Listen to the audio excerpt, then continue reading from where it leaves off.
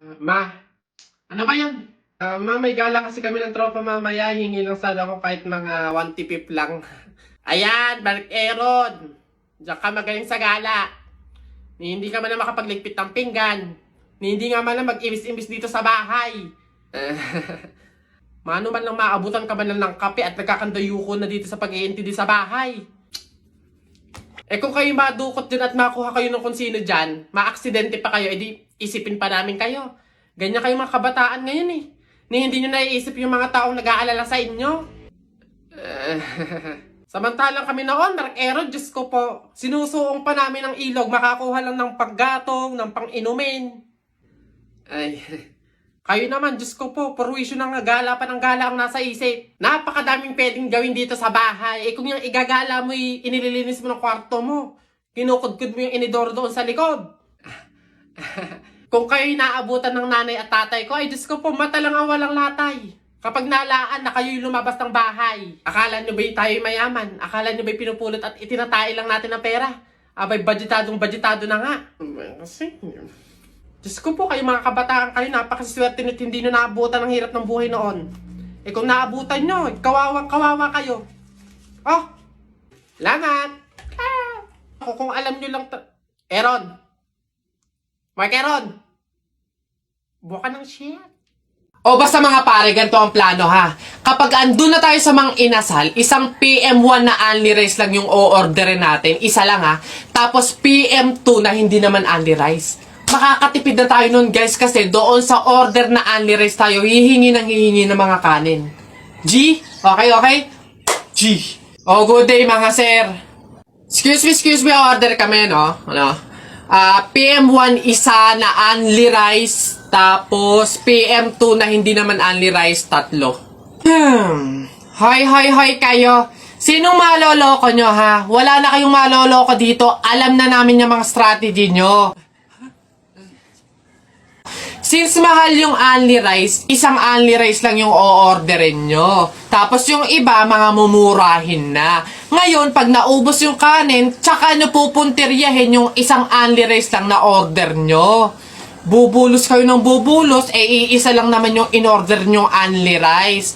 Sinong maloloko na hindi? Simula ngayong araw na to, hindi na mangyayari yung ginagawa nyong ganyan. Kung sino lang yung umorder ng only rice, siya lang yung kakain ng madaming kanin. Ay, bawal ba yun? Oo, bawal na nga.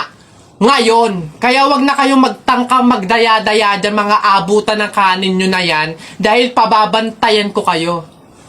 Pasok! Kala nyo tignan natin ngayon. Hoy guys, wala na tayong kanin.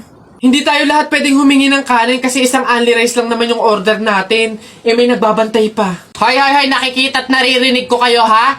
Tigil-tigilin nyo yung bulungan nyo at pandadaya nyo. Sabi ko sa inyo, kung sino lang yung umorder ng only rice, siya lang yung kakain ng madaming kanin ha? And action. And switch. And action. Now, one, and go. A lot. I love it a lot. Flip. Yun. Got. Leba ka. Ano ba yan? Nakakabagot naman. Wala man lang akong magawa. Ay, check ko kaya yung Instagram account ko. Tagal ko nang di nabubuksin yun eh. 2 followers lang. Daya naman, di man na nadagdagan. Tagal ko na itong hindi nabubuksan eh. Daya, bakit kaya?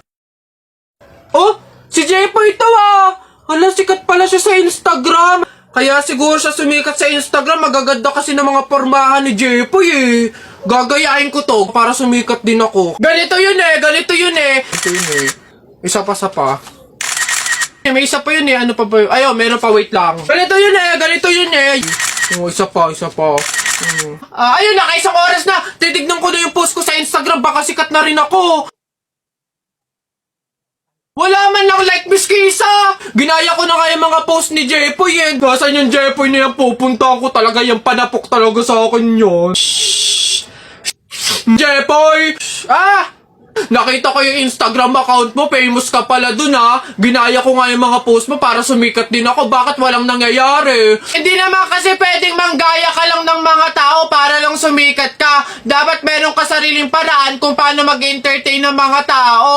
Eh, paano ba kasi sumikat kagaya mo? Paano magkaroon ng madaming followers sa Instagram? O, kung gusto mo talaga sumikat, meron akong isang paraan na naisip. Pumunta ka sa TikTok account ni Kuya Kenkoy, tignan mo yung bio niya doon, tapos click mo yung link. Ayun talaga, magkakaroon ka ng madaming followers sa Instagram. Excuse me po, magtatanong lang po, mawalang galang na. Wala po kasi kaming chicken oil dun sa table namin. Ay, hihingi lang po sana ako. Ha? Chicken oil? Bakit? Dahil buto-buto na yung manok mo. Para saan? Para yun naman yung ulamin mo ng ulamin kapag bubulos ka na ng madaming kanin. Alam ko na yung mga strategy yung ganyan. Kapag nga naman naubos yung manok na dapat tinipid nyo, ang pupunteryahin nyo naman yung chicken oil namin. Kasi nga naman masarap yung chicken oil namin, pwede nga namang ulamin yun. Dahilan para mapakinabangan nyo yung only rice. Alam ko na yan, wala na kayong mauuto dito. Visit? Akala nyo banu-banu ako, no? Akala nyo hindi ko malalaman yung iba pang mga strategy nyo. Hindi po to chicken oil. Wala po tong lasa. Ay, wow! Ikaw pa tong nag-inarte. Alam mo, kulang pa nga yan eh. Asin. Budburan mo ng asin para magkalasa. Chicken oil, chicken oil. Wala na, ubos na.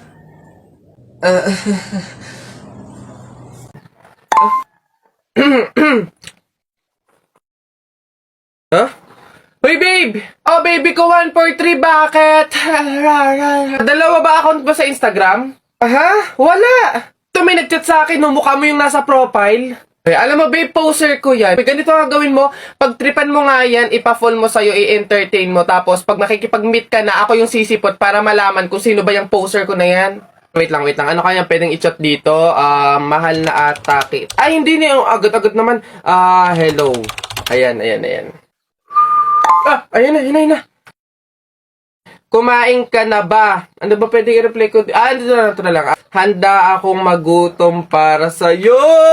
Anong magagawa? Laging natutulala lang. Lumalaki. Ano pa ba? Send moan. Anong moan? Ang bastos mo naman, babe. Kapag-kita ka na nga. Ito na. Feel ko mahal na kita, kaya magkita na tayo sa ilalim ng tulay. O, yan na, babe. Nasaan na ba yun? Ate Lloyda, ikaw ang poser ko? Hindi Hindi ko nga alam yung mga poser na yan eh. May tinitignan lang ako ditong kangkong. Huwag ka na magkaila, huling-huli ka na. Ikaw lang naman yung kausap ng jowa ko na magkikita kayo dito sa ilalim ng tulay. Bakit mo naman nagawa yun? Di mo naman sinabing may asim ka pa pala? Pasensya ka na, Iha.